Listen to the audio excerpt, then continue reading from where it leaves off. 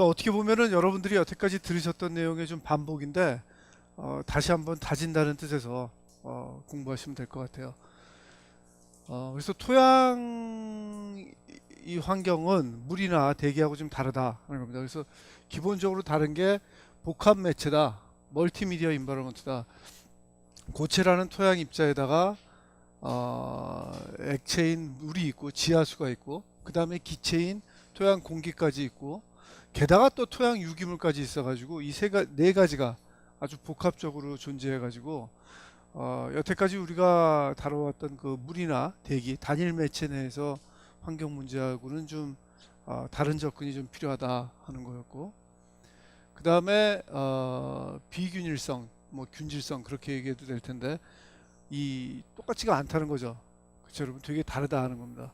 예를 들면 물 같으면은 우리 저 밑에 여러분 뭐 청계천, 중량천 흐르는 거 보시면은 물이 그렇게 달라지지가 않잖아요. 이렇게 흘러 내려가는 그 흐름이 거의 균일하다고 보셔도 되는데 토양은 안 그렇다 이겁니다, 여러분. 제가 말씀드린 것과 마찬가지로 저희 나가가지고 우리가 화단 여기 파고 한 지점에 깊이 1m 파고 한 2, 3m 더 내려가면은 또 달라져요.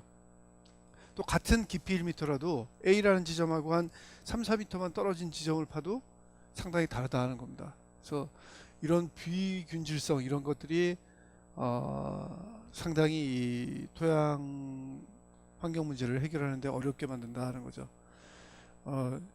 사실은 이렇습니다. 어떻게 또 다르냐면은 물이나 대기 같으면은 여러분들 어떤 오염물질로 오염된 물이나 대기를 처리하는 기술을 하나 발명을 하면은 여러분들이 개발을 하면은 그 기술을 유사한 환경에 거의 똑같이 쓸 수가 있어요.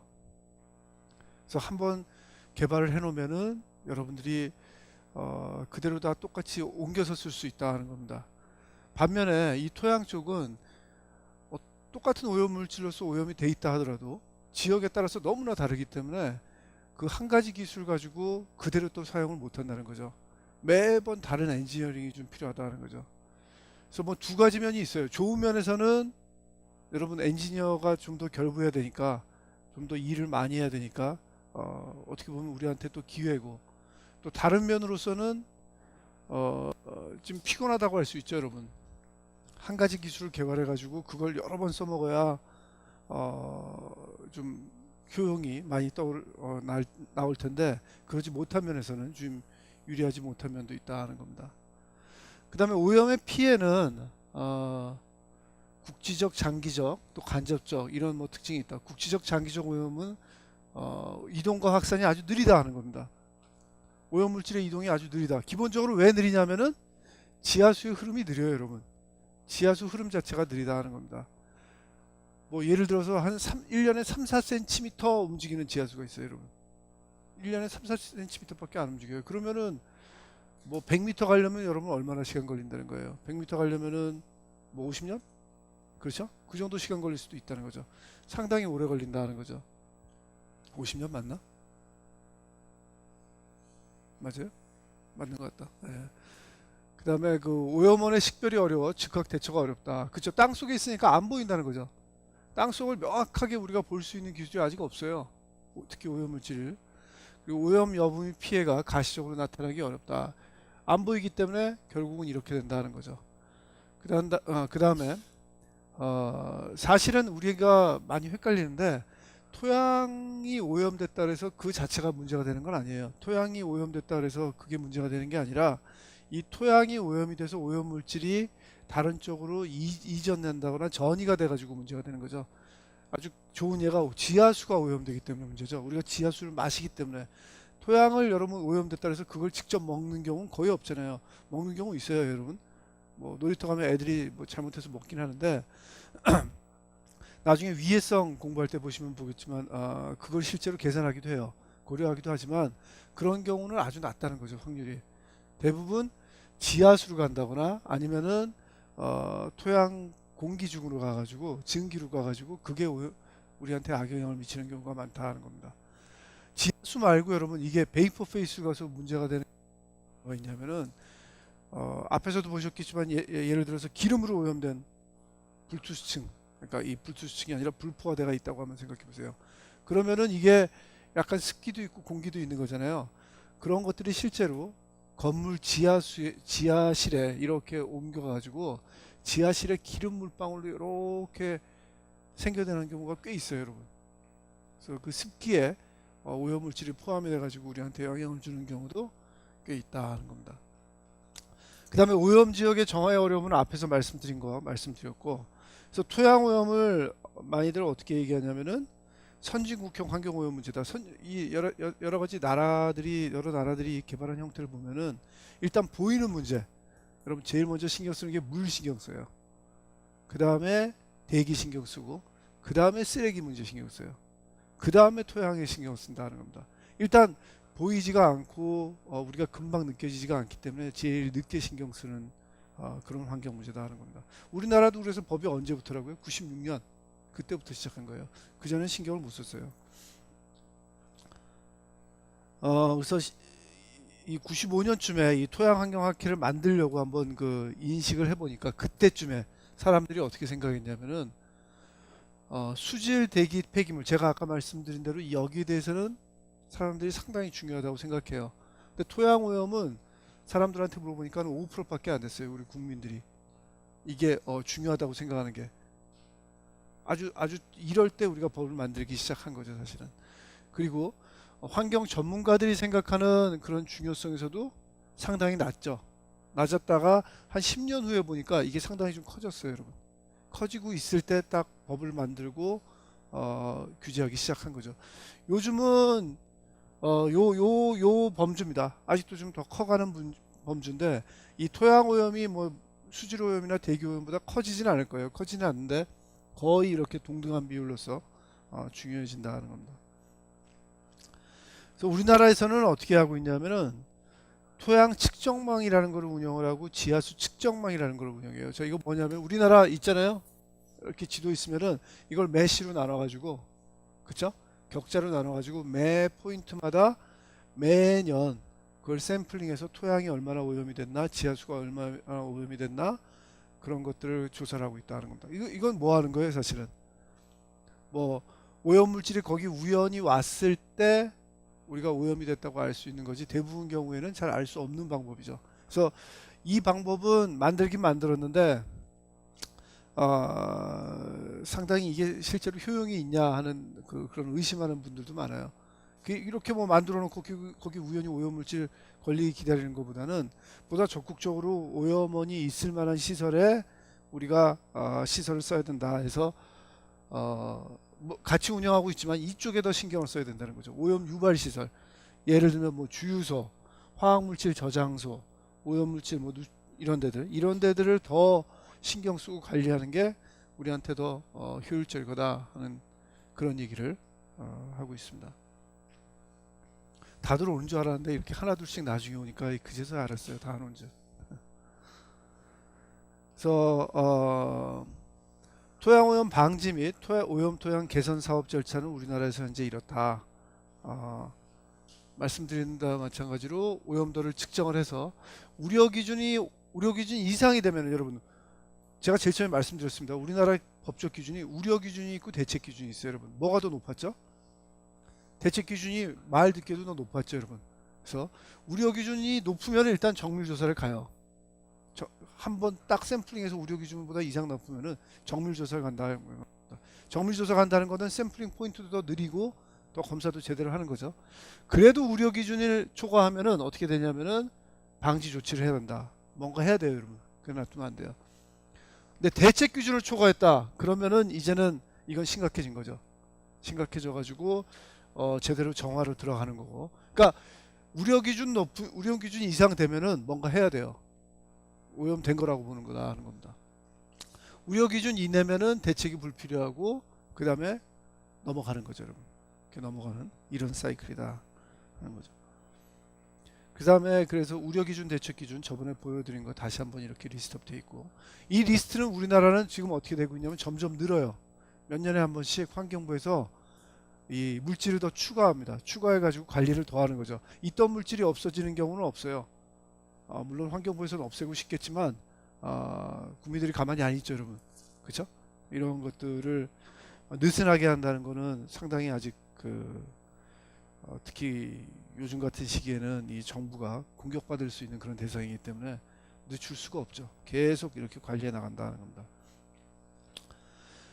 그래서 이 오염 측정의 문제는 뭐냐면은 지하수는 지금 어떻게 되겠냐면 오염원 주변에 대한 조사가 아니라 기존 취수정에 대한 조사다. 무슨 얘기냐면은 실제로 오염이 있을 때다 조사하는 게 아니라 지하수를 뽑아먹는 그런 관정을 만들잖아요, 여러분. 그건 오염이 안 됐다고 생각하고 이미 만들어 놓은 거 있잖아요. 그런 것들을 위주로 조사를 한다는 겁니다. 여러분 아주 좋은 예가 우리 몇 년 전에 그거 있었잖아요, 여러분. 매몰지, 가축 매몰지 사고 났었죠. 사고 났을 때 신문에서 막 보셨죠, 여러분. 이게 문제가 뭐냐면은 지하수를 오염시켜서 혹시 이게 식수도 오염시키고 또 더 나가서 한강까지 나가서 이게 오염이 되면 어떻게 하냐 하고 사람들이 걱정을 했는데 그렇게 걱정을 한다 해도 단시간 내에 관정을 뚫고 그거를 조사할 만한 예산도 없었고 사람이 없었어요, 여러분. 그래서 어떻게 조사했냐면 물론 일부 했어요. 예를 들어서 매몰지 하나 생기면은 하나 정도 이렇게 파서 조사하고 대부분은 그 주변에 있는 기존의 취수정 있죠. 지하수 뽑아먹는 그런 취수정.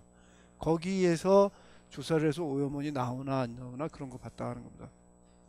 그렇게 취수정을 해보니까 여러분 오염물질이 나왔겠어요? 대부분 안 나왔어요, 여러분. 대부분 안 나왔다는 겁니다. 그런데 또 알고 있는 건 여러분 뭐예요? 그게 분명히 샌다는 걸 알고 있었거든요. 제가 그 파일은 안 가져온 것 같은데 그때 매몰지 문제가 뭐였냐면 여러분 신문에서 보신 것처럼 그때 그 규정이 그랬다 그러더라고요. 이렇게 결국은 매몰해서 죽인 거잖아요, 여러분. 뭐 죽어서 있던 것도 있고 아주 살아있는 놈들을 묻은 것도 있잖아요. 빨리 묻어야 된대요. 그렇게 발병이 됐으면은 그거를 이동시키지 않고 아주 짧은 시간 내에 처리를 해야 된다고 그러더라고요. 그래서 그때가 한참 겨울이었음에도 불구하고 땅을 급히 파가지고 원래 규정이 있긴 있었답니다. 원래 규정이 뭐냐면은 여러분 쓰레기 매몰지에 하는 것처럼 비닐을 쫙 깔고 근데 쓰레기 매몰지에 아니 쓰레기 매립지에 하는 그런 비닐 같은 경우 아주 그 두꺼운 비닐이에요, 여러분. 우리가 공사를 제대로 할 수 있기 시간이 있기 때문에 두꺼운 비닐을 제대로 깔고 공사하는데 두꺼운 비닐도 아니고 거의 여러분 우리 그 쓰레기 봉투 있죠, 여러분. 쓰레기 봉투 그 정도 수준의 비닐을 깔고 뭐 생석회를 넣고 묻게 돼 있었는데 그 규정을 지킨 매몰지도 얼마 안 된다는 거죠. 시간이 너무 없었대요. 다들 오늘 내일 내로 묻어야 되고 땅은 안 파이고 집에도 가고 싶고 여기 너무 노출되는 것도 싫고 그러니까 그냥 땅 파고 그냥 다 묻었다 그러더라고요, 여러분. 그래서 분명히 비가 와서 그 침출수가 밑으로 샜었을 만한 매몰지가 많이 있다는 겁니다, 여러분. 그럼에도 불구하고 그거를 알아낼 수가 없었죠. 알아낼 수가 없었는데 가장 큰 이유는 말씀드린 대로 관정을 뚫을 수가 없었고 또 사실은 우리가 지하수가 어떻게 흐르고 있는지 그걸 미리만 알고 있다면은 사실은 예측을 할 수 있어요. 예를 들면은 지하수가 요쪽에서 요쪽으로 이렇게 흐른다. 일반적인 흐름이 그 지역에서 그런 걸 알고 있다면은 여기다 매몰지를 만들었다면은 당연히 여러분 매몰지에서 나온 그 오염된 물들이 이쪽 방향, 오른쪽 방향으로 움직일 걸 알죠. 그걸 만약에 지하수 흐름을 우리가 다 파악을 하고 있었다면은 요쪽 그러니까 요거의 하류 오른쪽 부분에다가 관정을 뚫고 여기다 뭔가를 처리를 하면 되는데 기본적으로 지하수가 일로 흐르는지를 모르는 거죠, 여러분. 조사를 안 해놓은 거예요, 대부분 지역이 아직 우리나라가. 모르기 때문에 어디다 뚫어야 될지 모르는 거죠. 사방팔방 어디 얼마나 깊이 어떻게 뚫어야 될지에 대해서 전혀 아이디어가 없으니까 아무것도 모를 때는 차라리 여러 군데를 막 찍어봐야 되는데 너무 당황스러우니까 아무것도 못하게 되는 거죠, 여러분. 여러분 우리 그런 경우 있잖아요. 어디 길을 잃었는데 어디 가야 될지 모르는 경우 있잖아요. 너무 단서가 없어서 차라리 여기 이쪽으로 가면 우리가 가려는 데가 나온다 그래서 일로 가보기라도 할 텐데 그럴 정보도 없어가지고 전혀 못한 경우도 많다는 겁니다. 그 다음에 오염 유발 시설에 대한 조사가 아주 한정됐다. 여러분 제가 그 문제 말씀드렸죠. 특히 그 주유소 같은 경우 전기 토양 오염 조사를 해야 되는데 그 조사하는 비용을 누가 낸다고요, 여러분? 여러분이 내요. 여러분이 주유소 주인이면은 여러분이 내고 그 조사할 업체도 여러분이 선정을 해요. 그러면 여러분 당연히 뭐 여기서 나온 것처럼 뭐 시료 채취도 한두 개밖에 안 하면 되는데 여러분들이 압력을 가할 거 아니에요, 그 사람한테. 내가 주유소라는데 내가 여기서 오염이 됐다고 나와가지고 내가 영업도 못하고 내가 그 정화비용까지 내는 그 사태가 여러분으로선 싫죠? 바람직한 사태가 아니라는 겁니다, 여러분. 상당히 그 결과가 잘 못 나올 경우가 많다는 겁니다. 실제로 해보니까 오염 현황에 대한 현저한 과소평가가 나오더라. 특히 법 시행하고 한 10년 동안 보니까 우리나라가 너무 깨끗해졌어요. 별로 한 것도 없는데 오염도가 막 줄어들고 있는 거예요, 여러분. 그게 다 이런 결과 때문에 그렇다 하는 겁니다. 근데 실제로는 훨씬 더 오염돼 있다는 거를 많은 사람들이 알고 있다는 거죠. 그래서 그거를 어떻게 보완할까 하는 거를 많이 고민하고 있는 게 현재 환경부의 그 현황입니다. 그 다음에 그 오염은 우리나라 같은 경우는 뭐가 문제였냐면은 주유소 유출이 제일 문제였는데 그거는 96년에 법 만들면서 주유소 유출을 확 잡았어요. 그래서 새로 만든 주유소는 도저히 뭐 이 탱크에서 쓸 수는 없어요. 제가 보니까 탱크를 만드는 게 뭐 콘크리트로 뭐 철로 만들고 철에다가 뭐 커버하고 벽에다가 또 콘크리트로 뭐 집을 만들고 도저히 제가 보기에는 못 쓰겠더라고요. 샌다면은 그 이음새 같은 데서 새는 거지, 사고가 나서. 콘크리트 저 기름 탱크에서는 안 쓸 것 같고. 근데 옛날에 센 것들은 많아요. 옛날 주유소들은 센 것들이 많고. 그 다음에 불량 매립지가 한동안 이슈였어요. 아직도 약간은 이슈예요, 여러분. 뭐냐면은 쓰레기 매립을 막 했다는 거죠. 제대로 안 했다는 거죠. 그래서 그게 그냥 묻혀 있으면 아무 상관이 없는데 그 땅을 개발하려다가 보니까 파내다 보니까 불량 매립지가 막 나오는 거죠. 여러분 저 난지도 같은 경우도 불량 매립지고, 그 다음에 실제로 서울시부터 2000년대까지 아파트 많이 졌죠. 아파트 많이 지면서 부지 막 파다 보니까 쓰레기 나온 데가 엄청 많아요. 여기 뭐 강변 쪽에 이쪽에도 여러분 아파트 지을 때 쓰레기 막 나왔어요. 몰랐죠? 거기 옛날에 쓰레기 묻어둔 걸 몰랐어요, 여러분. 그래서 파다 보니까 쓰레기가 나와가지고 그 문제가 됐다는 거 나오고. 그 다음에 옛날에 했던 불량 매립지 계속 제가 전에 말씀드렸죠. 이 침출수가 새가지고 주민들이 그 컴플레인하고 그런 것들, 이런 것들이 상당히 문제고. 근데 앞으로는 이 불량 매립지는 상당히 줄어들 것 같아요, 우리나라 경우에는. 왜냐하면은 기존의 불량 매립지로 확인된 데는 거의 다 많이 뭔가 했고, 새로 만든 매립지들은 불량 매립지가 아니에요. 아주 이 밑에다 이 공사를 제대로 해가지고 불량 매립지가 더 이상 안 나온다 하는 겁니다. 그보다 더 큰 거는 일단 매립지를 못 만들어요, 여러분. 매립지 만드는 거 누구도 안 좋아해가지고 만들 데가 없어요, 여러분. 아무도 허용 안 해요. 지자체 어딜 가도. 그래서 이건 많이 줄어들 것 같고. 그 다음에 이 군부대 오염, 이게 이제 슬슬 터지기 시작했습니다, 여러분. 그래서 제일 큰 거는 주한미군 이전하면서 그거 신문 나온 거 많이 아셨죠? 근데 주한미군뿐만 아니라 우리 군부대도 만만치 않아요, 여러분. 미군이 그 정도 하는데 우리가 미군보다 못할 게 뭐 있어요? 해야죠. 그래서 많이들 했어요. 오염 많이 시켜놔가지고 상당히 군부대도 오염이 돼 있다는 겁니다. 군부대가 많이 바뀌었어요. 한 2000년대 들면서 군부대가 오염이 됐다는 거를 사람들이 얘기를 하니까 처음에는 국방부에서 되게 싫어했어요. 싫어하고 뭐 우리가 뭐 잘못했냐 그러고 뭐 여기는 중요한 시설이니까 아무도 못 온다 그래서 총으로 딱 보초가 쓰고 아무도 못 오게 했는데, 최근에 와서는 아주 많이 바뀌어가지고 국방부에 이런 환경을 담당하는 이런 과가 따로 있어요. 그래서 환경 문제가 생기면은 이제는 인정을 해요, 국방부도. 우리나라 군대는 인정을 하고 많이들 얘기를 해가지고 자꾸 오픈하고 그래서 문제를 해결하려고 노력을 많이 한다는 겁니다. 그럴 수밖에 없었던 게 여러분, 제일 큰 그게 움직임이 뭐였냐면은 군부대들이 예전에는 시내 가까이 있다가 전국에 다 그랬어요. 점점 어떻게 돼요, 여러분? 이전을 하죠. 시외로 움직여요. 시외로 나간다고, 여러분.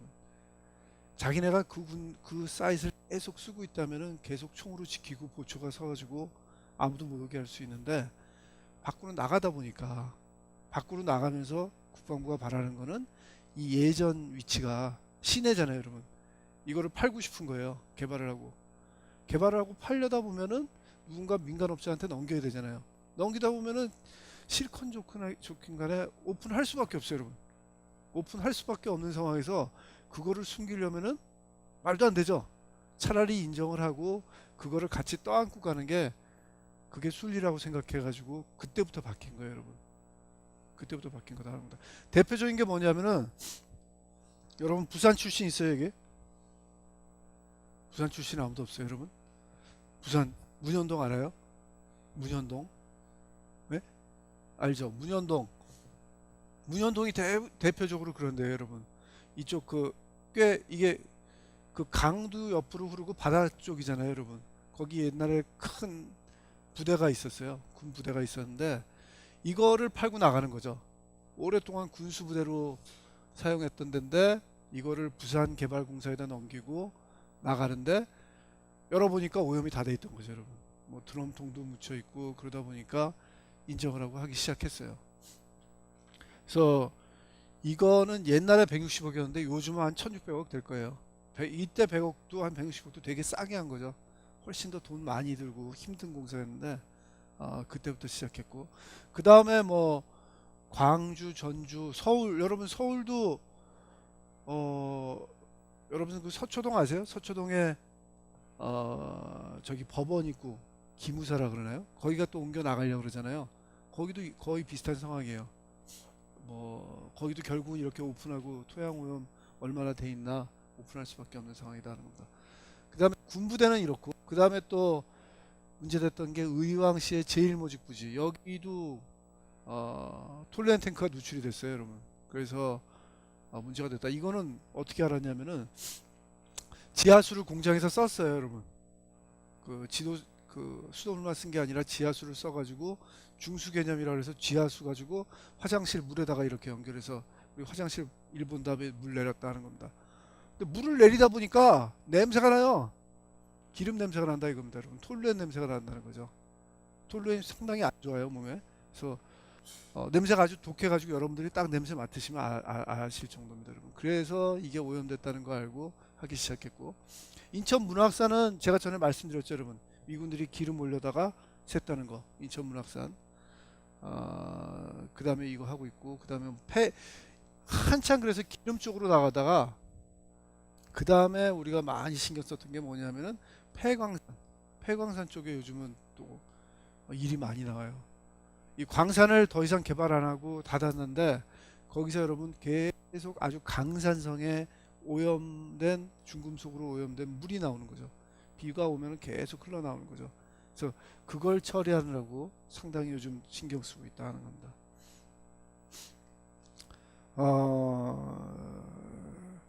그래서 요즘은 그것들이 더 다양화돼 가지고 이런 것들이 다 나온다 하는 겁니다. 거기에 관해서 제가 나중에 또 다른 파일 하나 보내드릴게요. 그래서 보건 사업 시 시장 형성 관점에서 우선순위는 사회적 정치적으로 파급 효과가 큰 지역을 먼저 신경을 써야 되고 그 다음에 상수원 개발에 따른 이런 폐광산 지역에 신경을 많이 써야 된다는 겁니다. 실제로 이런 데 신경을 먼저 다 쓰고 있어요. 그 다음에 저런 쪽으로 넘어간다 하는 거 말씀드리고 뭐 결국은 우리나라는 이게 신경 쓸 수밖에 없다. 왜냐하면은 제가 전에 말씀드린 것처럼 뭐냐면은 인구 밀도가 너무 높아요. 인구 밀도가 너무 높아가지고 우리나라는 미국이나 그런 데처럼 한번 오염된 데를 그냥 놔둘 수가 없어요. 결국은 옆집이 너무나 가까이 있어가지고 내가 뭔가를 버리면 옆집한테 금방 영향을 줄 수밖에 없다는 거죠. 그래서 리스크가 높고 게다가 또 어떤 특징이 있냐면은 이 선진국에서 다 나오는 건데 지표수를 많이 쓰다가 지하수 사용량이 점점 늘어요. 지하수 사용량이 늘면은 그만큼 또 토양이 어디가 근처에 오염되어 있다면은 리스크가 커지는 거죠. 그렇다는 거고. 그 다음에 이거 같은 문제도 인구 밀도가 높다는 거. 부동산 가격이 너무 높아요, 여러분. 높아가지고 토양이 오염돼서 그거를 못 쓴다, 내버려둔다 하는 것들을 내버려둘 수가 없다는 거죠, 시장에서. 빨리 뭔가를 해서 정화하고 쓸도록 나가는 게 많은 사람들이 바라는 거다. 겁니다. 그런데 생각보다 이게 빨리 이 보건 작업이 안 되는데 정화 시장이 안 열리는 게 왜 그러냐면은 많은 사람들이 얘기하는 게 이 뭔가 큰 사고가 없다는 거죠. 엄청나게 그 낙동강 옛날 오염 사고처럼 큰 사고가 나서 사람들이 한번 정신을 차려야 되는데 그 정도의 큰 매그니튜드의 사고가 아직 안 일어나가지고 별로 이 프레셔가 없다는 거죠. 그렇지만 결국은 될 것 같다.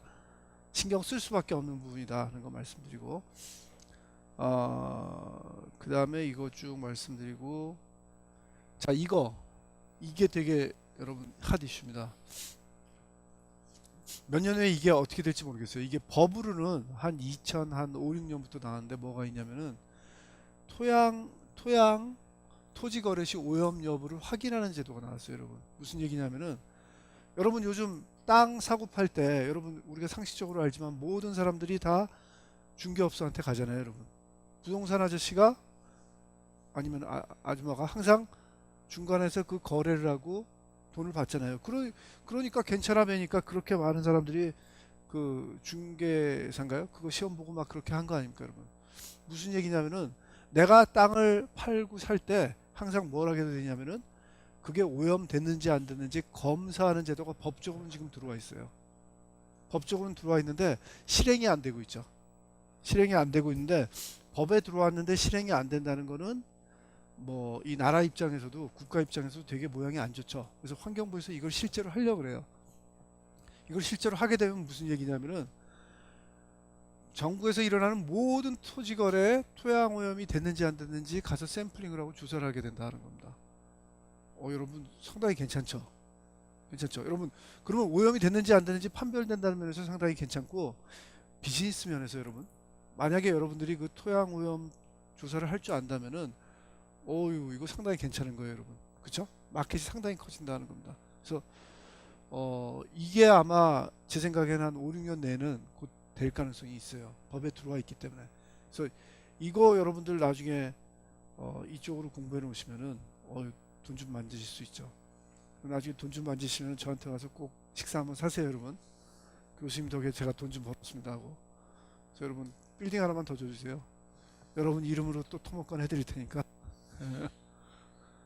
이런 거 여러분 있다는 겁니다. 그 다음에 요거 펀드 이것도 여러분 지금 거의 막바지 왔어요. 거의 다 돼가요. 무슨 얘기냐면은 지금 문제가 여러분 원칙상으로는 그래요. 오염 원인자가 부담을 하게 돼 있어요. 남지원 학생이 30년 전에 공장을 했는데 그 공장을 20년 전에 닫고 이사를 갔어요. 근데 그때 잘못해가지고 오염을 시켰어요. 근데 학생이 지금 땅을 사가지고 거기서 뭘 하려다 보니까 공장을 새로 지려다 보니까 오염이 나오더라. 이거를 그래서 옆에 학생이 그 모델 지하수 모델을 잘해가지고 물어보니까 옆에 학생이 딱 스타디를 해서 알려주더라. 30년 전에 남전환 학생이 한 그때 공장에서 나온 그 물질이고 그거다 딱 모델을 해보니까. 그렇다 그래서 이제 청구를 할 거 아니에요. 남전환 학생한테 네가 책임져라 오염 원인자니까. 남전환 학생은 벌써 떴어요. 지금 미안한 얘기지만 20년 전에 공장 닫을 때 이미 다 손 탁탁 털고 이민 가버렸어요, 여러분. 그리고 뭐 이민 가서도 뭐 딴 거하고 뭐 연락도 끊고 더 이상 뭐 아무것도 안 하겠다 그래요. 연락 와도 다 찢어버리고 그러면 그만이잖아요, 여러분. 그럼 학생은 난감해지잖아요. 이걸 또 어떻게 하라는 얘기냐?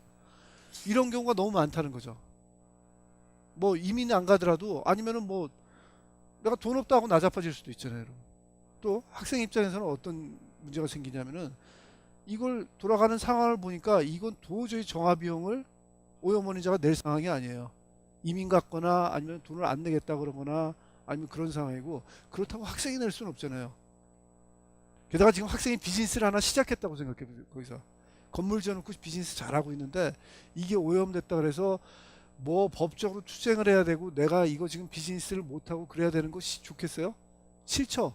그렇게 되는 경우에는 학생은 뭐라 그러냐면 환경부 직원한테 가가지고 환경부에 가서 무슨 얘기하냐면은 괜찮으니까 그냥 내비두라고. 나 오염된 거 얘기하기도 싫다고. 나 그냥 살겠다고. 왜 날 괴롭혀가지고 지금 잘 살고 있는데 괴롭히냐고. 그런 얘기를 할 정도라고요, 여러분. 실제로 이런 케이스가 많이 일어나요. 우리 국민들이 그렇게 반응한다 이겁니다. 아니 왜 보이지도 않는 거 뭐 신경 쓰기라고 그러냐고.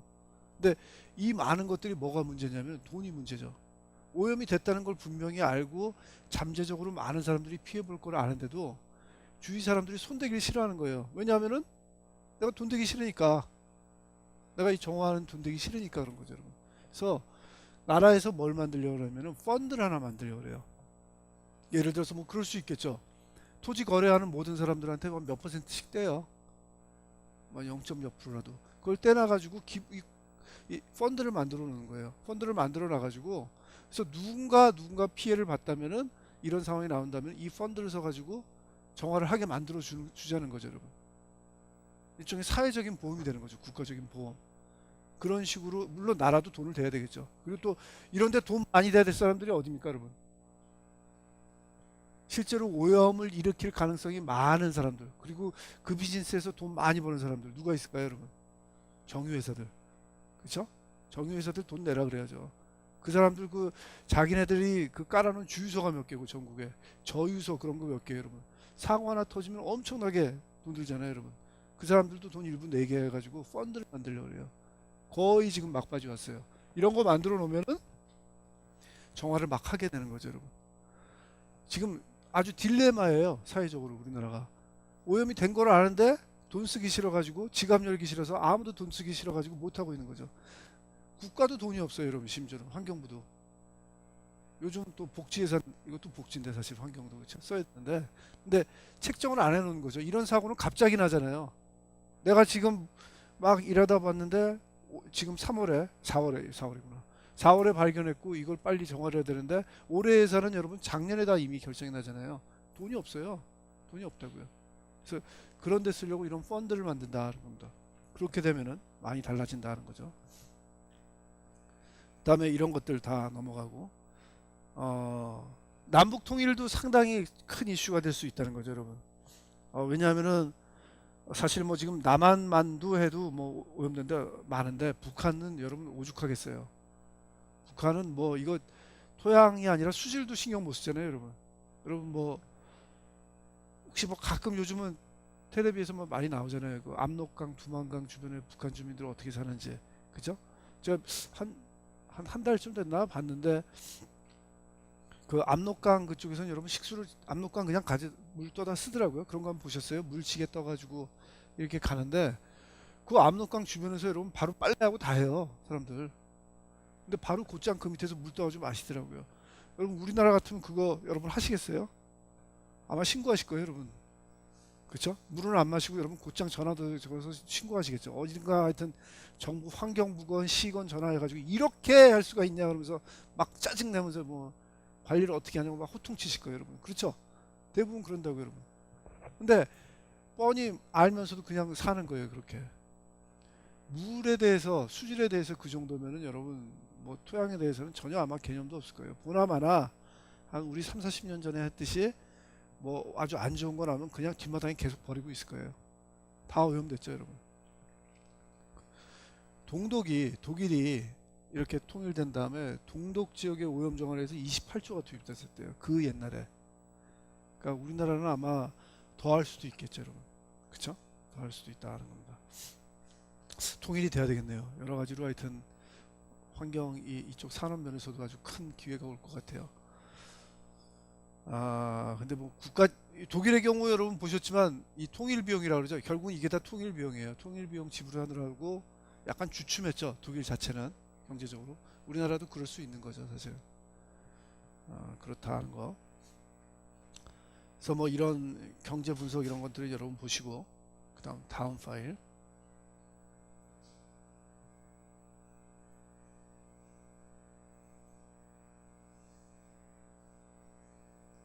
이제 기술에 대해서 좀 더 말씀드리면은, 그래서 엑시추, 인시추는 생각나시죠? 판에서 하는 거, 인시추로 하는 거. 그래서 그 장단점 여러분한테 쫙 말씀드렸고, 그래서 보통 기름들에 대해서는 얼마나 투수가 잘 되냐, 투수가 안 되냐에 따라 가지고 이 적용하는 기술들이 다르다. 그래서 제가 말씀드렸던 게 바이오 레미디에이션 여러분한테 말씀드렸고, 생물학적으로 하는 거. 여기 소일 베이퍼 익스트랙션하고 되게 비슷한데, 바이오 벤팅. 소일 베이퍼 익스트랙션 여러분한테 설명드렸잖아요. 그거하고 거의 비슷한 바이오 벤팅이 있고, 그 다음에 여러분들한테 설명 안 드린 게 뭐가 있냐. 내추럴 어테니에이션이라는 건 뭐냐면은 자연 저감이라는 거예요, 여러분. 그냥 놔두는 거예요. 왜냐하면 자연적으로도 미생물이 존재한다 그랬죠. 그 미생물들이 결국은 오염물질을 분해할 줄 알게 된다 그랬잖아요. 그냥 놔둬도 그게 생물학적으로 또 화학적으로 오염물질이 분해가 되면서 농도가 줄어들더라는 겁니다. 그래서 어느 정도 줄인 다음에는 그냥 놔둬도 괜찮다는 겁니다. 자, 여러분, 이런 자연저감법을 우리가 지금도 쓰고 있어요. 토양지하수 아니더라도. 여러분, 우리 하수 처리하고, 여러분 여기 중량 하수 처리장 있죠? 중량 하수 처리장에서 방류수의 BOD가 얼마나 되는지 아세요, 여러분? 여러분 환경공학에서도 개론에서도 배우셨고 상하수도에서 대충은 들으셨을 텐데, 여러분 BOD가 한 얼마 된다고 들으셨어요? 기억나세요? 방류수가? 들어오는 건 한 얼마 된다고 생각하세요? 들으셨어요? 들어오는 건 한 100에서 150 된다고 생각하면은, 여러분 BOD가 이 강물에 버릴 때는 좀 깨끗해야 되잖아요. BOD가 뭐 한 5 이하, 5만 돼도 꽤 높은 건데 5 이하 아니면 완전히 제거해서 버려야 되는 거 아니냐 생각할 텐데, 실제로 하수 처리장에서 방류할 때 BOD가 여러분 보통 얼마나 되냐면 20 이상이에요. 한 40에서 20 사이가 된다는 겁니다. 꽤 더러운 물이 나온다는 거죠, 여러분. 그쵸? 그래서 여러분 하수 처리장 방류수 가면은 물고기들이 많이 살아요. 물고기들이 아주 좋아해요. 왜냐하면은 BOD라는 유기물이 많기 때문에 그 주위에서 계속 몰려 산다는 겁니다. 그래서 거기서 낚시하면은 괜찮죠.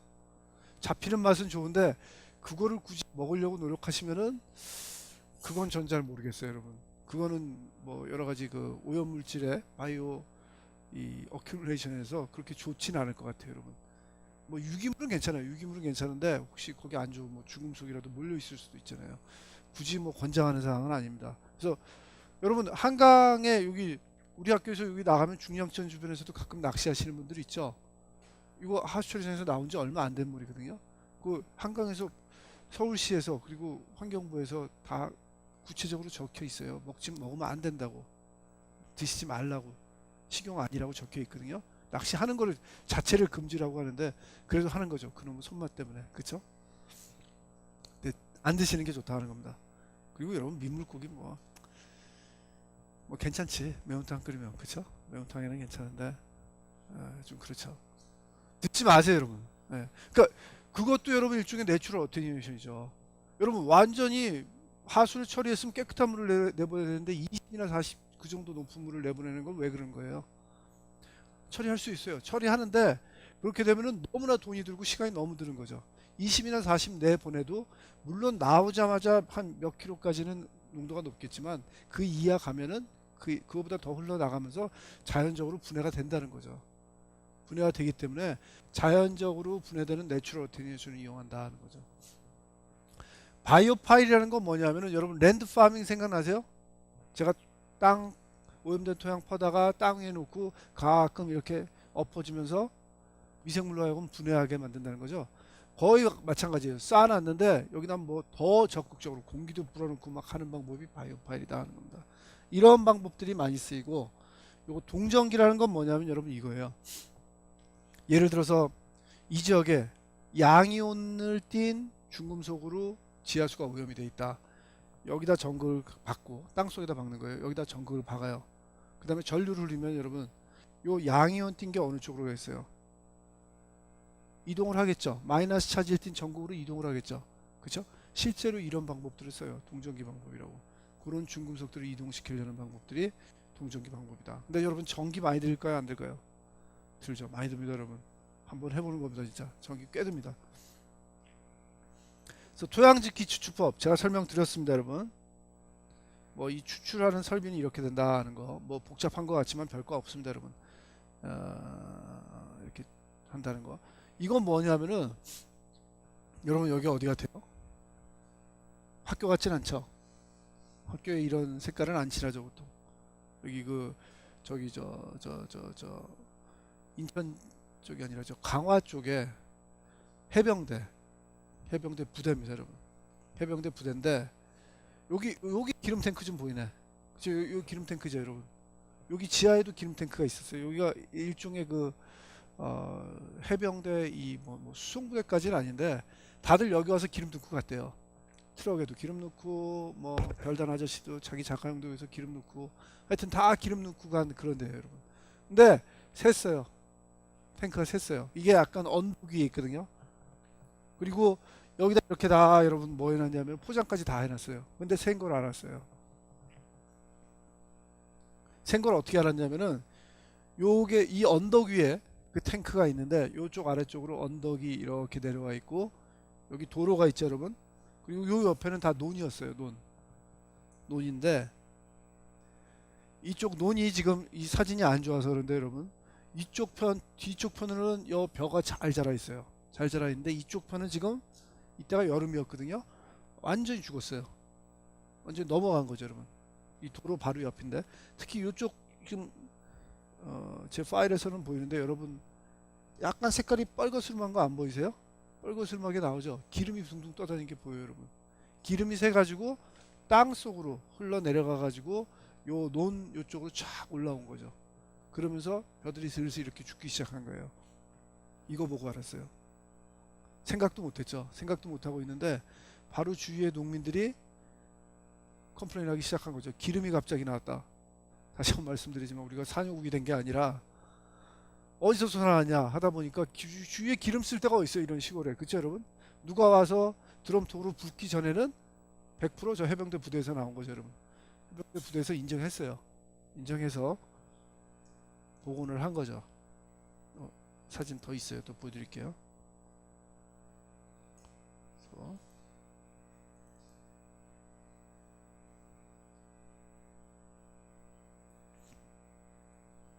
이러면 좀 더 자세히 보이죠 여러분. 이쪽 편이 도로고 잘 살아있고 이쪽 편이 약간 기름 들은 거고. 그래서 어떻게 조사를 했냐면은 요게 그 스탠다드 장비예요 여러분. 우리나라에서 제일 많이 쓰는 건데 요게 지금 트럭 조그만 트럭 1천 트럭 안에 요게 요 장비가 이렇게 접어서 안에다 넣을 수 있는데 이렇게 딱 내려가지고 이렇게 가면은 이게 탕탕탕탕탕탕 하면서 구멍을 뚫어요. 땅속에 이렇게 구멍 샘플을 해올 수가 있어요. 얼마나 오염이 되어 있는지. 오염을 해보니까 조사를 해보니까 오염이 됐고 그 다음에 이거는 뭐냐면은 GPR이라고 여러분 그라운드 페네트레이팅 레이터 그런 얘기 들어보셨어요? 이 땅속에다 레이더를 쏠 수 있어요. 이 레이더를 쏘면은 오염 물질을 알 수 있는 건 아니고 예를 들어서 안에 뭐 기름 탱크 같이 금속질의 기름 탱크가 있다면 그거 위치 같은 건 발견할 수 있어요. 해보니까 탱크 있었죠 뭐. 그렇죠? 그래서 그 조사 샘플링을 여러 군데 해가지고 해보니까 이런 식의 지도를 그릴 수가 있더라. 이게 제일 먼저 해야 되는 거예요 여러분. 뭐 오염됐다 그래서 가자마자 뭐 야 땅 파자 뭐 할까 뭐 기술 할까 하면서 막 으쌰으쌰 하는 게 아니라 제일 처음에는 차분하게 가가지고 많이 뚫어보고 샘플링을 해보면서 그 데이터에 기반을 둬가지고 오염이 어떻게 돼 있는지 그 지도를 그려야 돼요 여러분. 예상 지도를. 여기서 보시면 여러분 어때요? 아까 그 탱크 집 있죠? 그죠? 제일 처음에 보신 그 집이 여기 있으면은 오염이 이렇게 돼 있더라. 요 빨간 게 더 농도가 높은 거죠. 그러면서 이게 흘러 내려가 가지고 아까 보셨던 논으로까지 이렇게 흘러 내려간 거죠. 그죠? 이렇게 오염됐다는 게 판명이 나는 거죠. 아, 이렇게 돼 있겠구나 하고 이거 예상한 거예요. 샘플을 몇 개 해가지고 여기 보이시죠?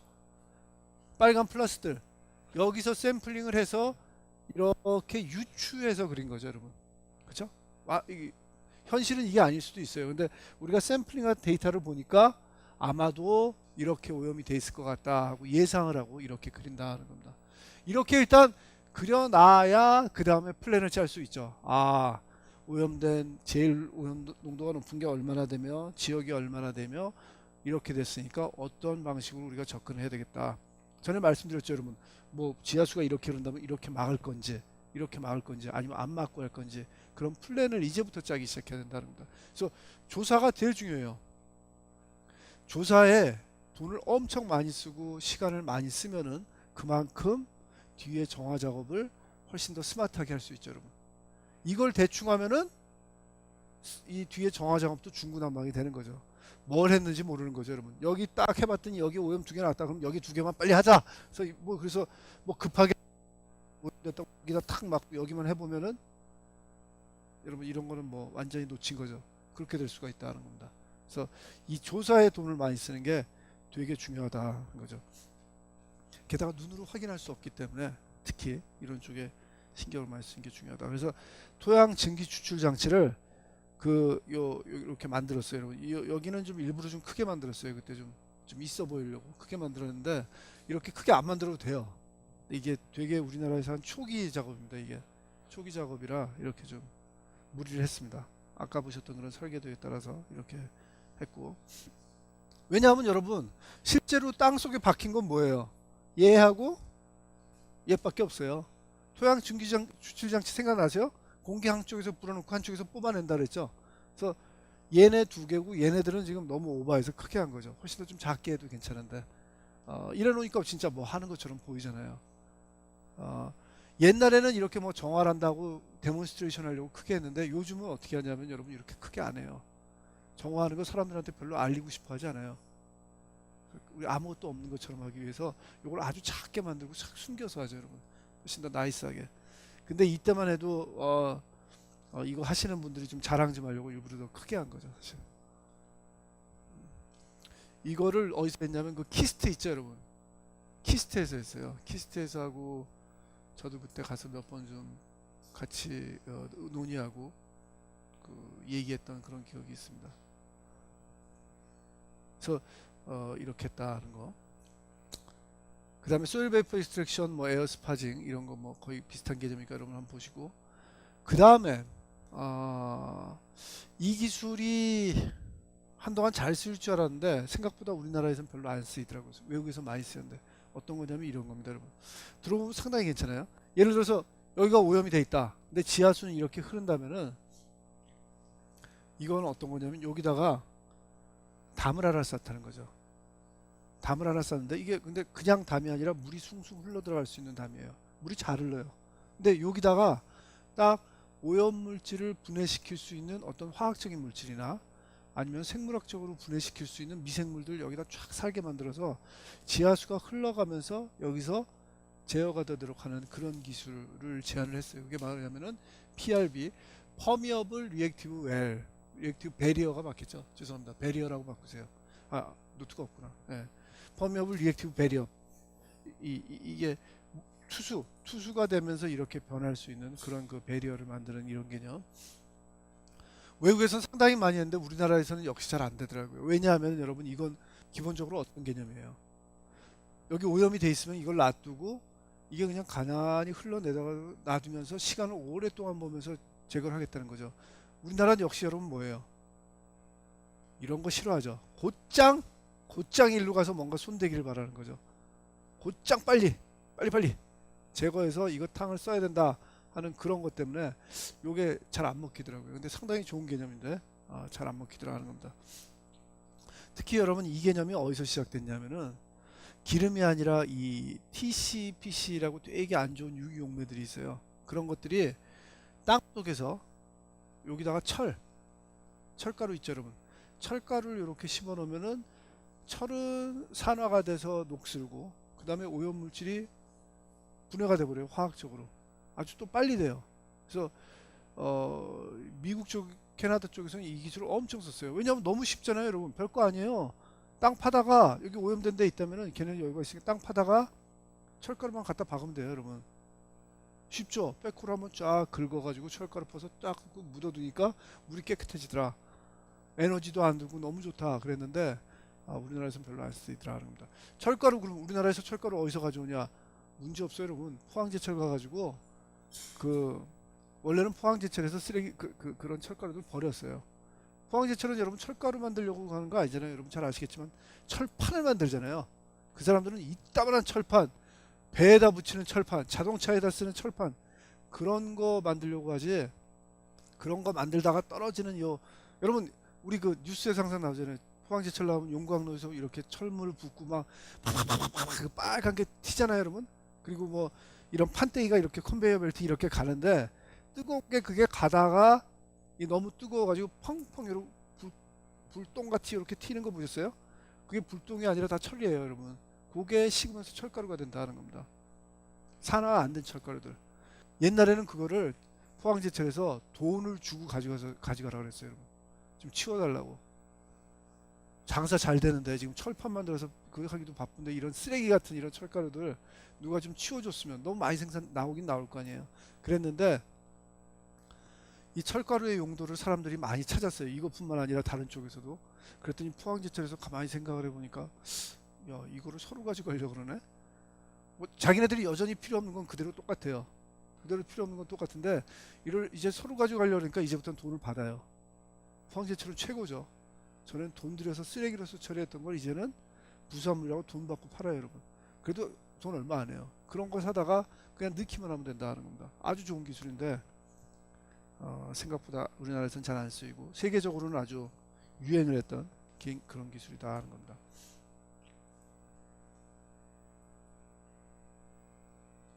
그 다음에 요거 인시추 바이오 레미디에이션은 제가 역시 설명드린 거하고 마찬가지입니다, 여러분. 미생물을 넣거나 미생물을 넣는 게 바이오 오그멘테이션 그랬죠. 미생물 안 넣고 산소 넣는 게 바이오 스티뮬레이션. 그렇게 해서 이렇게 물을 계속 돌리는 거다 하는 겁니다. 근데 바이오 스티뮬레이션만 해도 충분하더라 하는 거고. 바이오 벤팅이라는 거는 여러분 소일 베이퍼 익스트랙션 생각나세요, 여러분? 소일 베이퍼 익스트랙션이 공기를 넣어주고 이걸 빼는 거잖아요. 거의 똑같아요. 거의 똑같은데 이것도 뭐 넣어주고 빼주는 거다 하는 겁니다. 그런데 이거는 소일 베이퍼 익스트랙션은 되게 물리적으로 공기를 빼내는 거에 주력한다는 거라면 이 바이오 벤팅이라는 건 뭐냐면은 여기 안에 있는 미생물한테 이런 거 산소나 영양분을 공급해 주는데 더 신경을 쓰는 거다 하는 겁니다. 그래서 기본적인 동작은 기본적인 이 메커니즘은 똑같아요. 소일 베이퍼 익스트랙션하고. 소일 베이퍼 익스트랙션이나 바이오 벤팅이나 여러분 사실 구분이 되겠어요? 구분 안 돼요. 땅 속에 있으면 여러분 어차피 미생물 입장에서는 공기 흘러가지고 가는 거기 때문에 그게 물리적으로 증발이 휘발이 되거나 아니면은 뭐 미생물에 호흡하는데 도움을 주거나 구분이 안 된다는 겁니다. 똑같은 거다 하는 거죠. 그래서 뭐 이름을 바이오 벤팅, 소일 베이퍼 익스트랙션 뭐 그렇게들 다르게 굳이긴 하는데 큰 차이가 없다 하는 거 여러분한테 말씀드리고, 바이오 파일이라는 건 제가 아까 말씀드린 거와 마찬가지로 이렇게 덩어리를 쌓는 거죠. 덩어리를 쌓고 랜드 파밍처럼 덩어리 쌓은 다음에 뭐 미생물 집어넣고 그런데 이거 별로 안 씁니다. 그렇다, 있는 거다 하는 것만 여러분 봐주시면 되겠습니다. 서멀 디옵션, 열탈 찾기라는 거죠. 이게 한동안 우리나라에서 많이 쓰였어요. 다른 나라에서는 별로 안 쓰이는데 뭐냐면은 여러분 생각나세요? 유기오염 물질이 토양에 어디 붙는다고요? 토양 유기질에 파티셔닝 된다 그랬죠. 그쵸? 흡수된다 그랬죠. 그거는 무슨 반응? 발열 반응. 여러분 막 뛰어놀던 애를 여기다 딱 앉혀놓으면은 애가 어떻게 된다고요? 열이 막 날 거 아니에요. 발열 반응이죠. 그죠? 발열 반응이다 하는 겁니다. 이렇게 갇혀있던 애를, 토양 유기질에 갇혀있던 유기오염 물질을 다시 떼내려면 여러분 무슨 반응이 돼야 돼요? 이제는 흡열 반응이 돼야 되죠. 뭔가 밖에서 에너지를 줘야 돼요. 그쵸? 그 원칙에 따라 가지고 서멀 디옵션이라는 거는 열을 가해서 이렇게 붙어있는 유기오염 물질로 하여금 떨어져 나오게 하는 거죠, 여러분. 근데 열을 과도하게 가하면, 예를 들어서 한 1000도씨로 가하면 여러분 어떻게 되버리겠어요? 타버리죠. 그쵸? 타버리니까 적절한 온도, 뭐 한 600도 정도 해서, 600도 상당히 높죠, 여러분. 온도를 쫙 가하면은 이게 확 떨어져 나오더라 하는 겁니다. 그래서 이런 방법들을 쓰는 게 서멀 디옵션이다 하는 겁니다. 서멀 디옵션이 또 우리나라에서 왜 잘 쓰였냐면 여전히 여러분 빨리빨리 때문에. 그쵸? 못 기다리는 거예요, 여러분. 빨리 해버리자. 그래서 그냥 기름을 팍, 여러분 650도 올리려면 여러분 말이 650도지 흙 650도 올리려면 여러분 얼마나 에너지 써야 돼요, 여러분. 그쵸? 이렇게 상당히 했어요. 시간이 빨리 걸리니까, 얼마 안 걸리니까. 근데 대세는 아니죠. 이런 것들 쓰기는 쉽지 않다 하는 겁니다. 여러분들이 이제 프로젝트에서 하실 거죠. 녹색 정화. 녹색 정화의 개념이 뭐냐면은 이런 열 탈착하는 거하고, 예를 들어서 미생물 하는 거하고 PRB하고, 아까 PRB 보셨죠? 에너지 거의 안 되는 거. 뭐가 바람직하다는 거예요? PRB나 미생물 쓰는 게 사실은 이런 거보다는 훨씬 더 우선적으로 고려돼야 된다는 거죠. 예를 들어서 그걸로 처리가 안 되고 열탈착밖에 안 된다면 열탈착 해도 돼요. 해도 되는데 만약에 똑같은 입장이라면 가능하려면 뭘 쓰라는 거죠? 에너지가 덜 쓰는 방향으로 가라는 게 녹색 정화다 하는 겁니다. 그래서 여러분들이 프로젝트에서 하실 거는 지금 보시는 여러 가지 이런 정화 공법들의 그 얼마만큼 이것들이 실제로 에너지를 요구하나 그런 것들을 여러분들이 계산해 보는 과정이다 하는 겁니다. 그런 툴을 만드는 거예요, 여러분들이. 아시겠죠? 그렇죠? 그래서 이런 그 정화 기법들을 여태까지 빨리빨리나 아니면 뭐 순전히 그 돈으로서 계산하는 게 아니라 얼마만큼 온실가스 배출에 영향을 주냐, 얼마만큼 친환경적이냐, 그런 다른 잣대에서 보는 그런 연습을 하는 게 여러분 프로젝트의 핵심이다 하는 거죠. 아시겠죠? 그래서 뭐 앞으로는 이렇게 된다 하는 거 뭐 여러분 보시면 되고, 보온 기술의 개발의 패러디움의 변화 및 경향, 아까 말씀드렸던 그런 것들이 있고, 그 다음에 또 제일 우리나라에서 또 지금 막 하고 있는 게 뭐냐면은 컨센트레이션 베이스드 어프로치에서 리스크 베이스드 어프로치로 바뀌고 있다는 겁니다. 리스크라는 거 위에도라는 거거든요. 위해성. 이것도 나중에 또 설명드릴 텐데 그런 식으로 바뀌고 있어요. 아까 여러분 우리나라 법 보셨죠? 토양환경 보존법 어떻게 돼 있어요? 우려 기준, 대축 기준 하면서 뭐가 적혀 있어요, 여러분? 각 오염 물질별로 농도가 적혀 있죠. 컨센트레이션 베이스드다. 컨센트레이션 베이스드라는 건 뭐냐면은 농도의 우려 기준이 20이라면 21이면은 오염이 된 거예요. 19면은 오염이 안 된 거다 하는 겁니다. 그래서 농도에 의해서 그걸 판별하는데 리스크 쪽으로 바뀌어야 된다 하는 거죠. 리스크 쪽으로 바뀌면은 19, 21 그 숫자가 중요한 게 아니라 얼마만큼 그게 그 주위에 있는 사람들이나 생물들에 영향을 줄 수 있나, 그런 것들을 종합적으로 판단해서 결정을 해야 된다는 겁니다. 그래서 선진국에서는 이 리스크 쪽으로 많이 갔는데 우리나라도 리스크를 도입하자 해놓고 계속 몇 년째 지금 기다리고 있어요. 근데 결국은 이렇게 리스크 쪽으로 갈 수밖에 없다 하는 겁니다. 그런 얘기 말씀. 여러분 리스크 제가 예를 하나 드렸나요? 그런 얘기 안 했어요? 지하수, 우리 학교에 있는 지하수하고 어디 강원도에 있는 지하수하고 그런 얘기 안 했어요? 자, 그러면 리스크 개념을 제일 잘 설명할 수 있는 게 이겁니다. 여러분 농도 기준은 20이에요. A라는 오염물질이 있다고 생각해 보세요. 농도 기준이 20입니다. 20보다 높으면 오염된 거고 20 아래면 깨끗한 거예요. 우리 요 제2공학과 밑에 지하수를 팠어요, 여러분. 왠지 파고 싶어졌어요. 그래서 아까 그 샘플링하는 정비를 가져서 여기 밑에 쫙 파보니까 지하수 그 A라는 오염물질의 농도가 30이 나오더라. 30이 나왔어요, 여러분. 그러면 아까 20보다 높은 거죠. 오염된 거예요.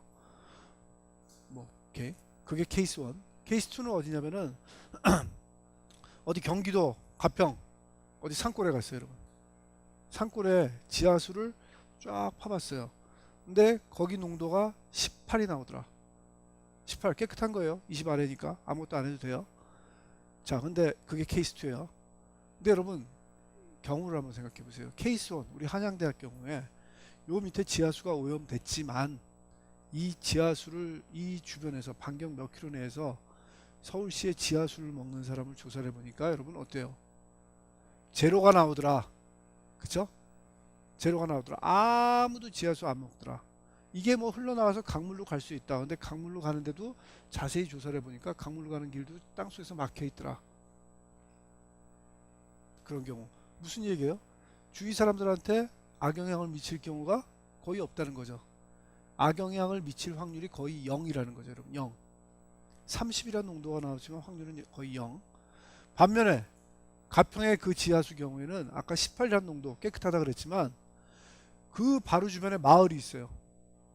마을이 있고 사람들이 그걸 지하수로 먹고 그 오염된 지하수가 곧장 사람들 우물로 간다 하는 겁니다.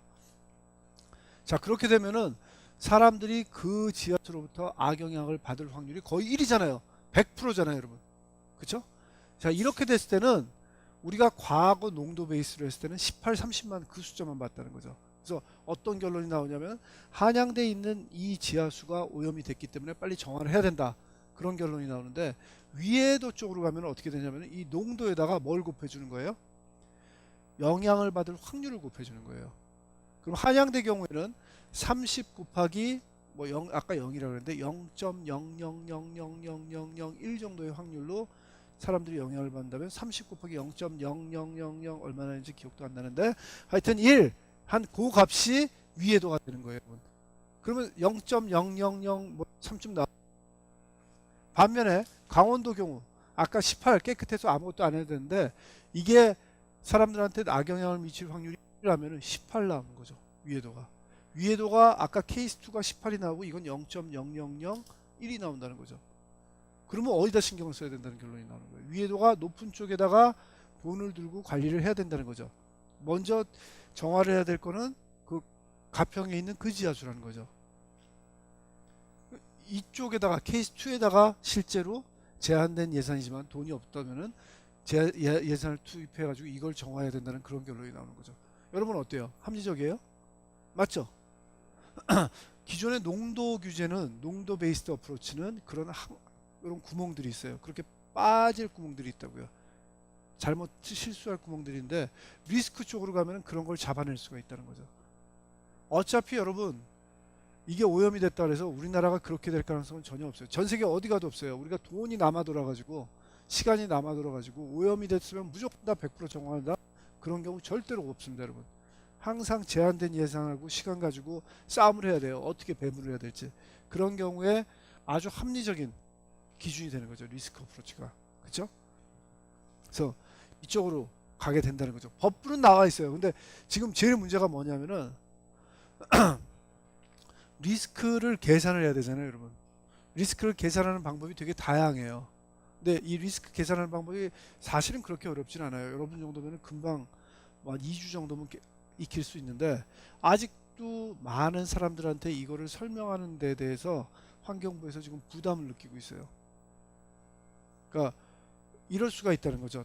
아까 그 강원도 경우에도 학생은 리스크가 확률이 1이라 그래서 18이라고 계산할 수 있는데 학생은 리스크가 0.8이라 그러면서 좀 다르게 계산할 수도 있다는 거죠. 학생은 0.7이 나올 수도 있고. 자, 이런 경우에 서울 한양대하고 비교하면 세 케이스 다 괜찮아요. 분명히 세다고 나와서 별 문제 없이 넘어가는데 그렇지 않고 한양대 케이스가 아니라 리스크가 한 학생이 계산한 중간쯤 나오는 다른 사이트하고 예산을 싸워야 된다. 경쟁을 해야 된다면은 애매해지는 거죠. 그렇죠? 이 셋 중에 어떤 학생의 주장을 받아야 되냐, 채택을 해야 되냐 하는 거에 따라서 상당히 케이스가 또 달라지잖아요, 여러분. 그죠? 그거에 대해서 상당히 부담을 느껴가지고 어떻게 하면 좀 더 쉽게 설명을 할 수 있나 하는 그런 걸 고민하다 보니까 아직 못하고 있는데 그래도 결국은 갑니다. 갈 수밖에 없는 그런 원칙이다 하는 겁니다. 그 다음에 인테그레이티드 레미디에이션 어프로치라는 거는 뭐 여러 가지를 다 같이 해야 된다. 그런 예를 제가 나중에 하나 설명해 드릴게요. 그래서 이런 것들 한번 보시면 되고 그 다음에 제가 오늘 더 설명드리고 싶은 거는 뭐냐면은 저희 이러한 기술들이 요즘 어떻게 다 연관돼서 쓰이고 있나 하는 것들을 저희 학교에서 지금 하고 있는 연구단 있죠. 그 연구단에서 진짜 각가지 이 정화 기술들을 막 인테그레이션 해가지고 제안한 게 있거든요. 지금 연구하고 있는 거 그걸 한번 보여드릴 생각인데 다음 시간에 하면 어떨까요? 어차피 못 끝내거든요. 다음 시간에 끝내고 그 다음에 폐기물로 넘어가겠습니다.